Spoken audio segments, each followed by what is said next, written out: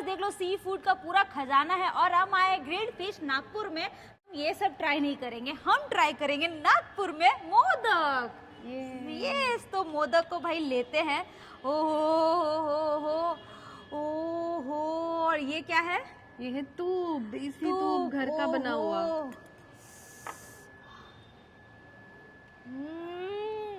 इतना टेस्टी कि क्या बोले, मेरे लिए प्लीज पैक कर देना। और हम ये लेकर के जाने वाले नागपुर से सीधा मुंबई। क्या ही बोले भाई साहब।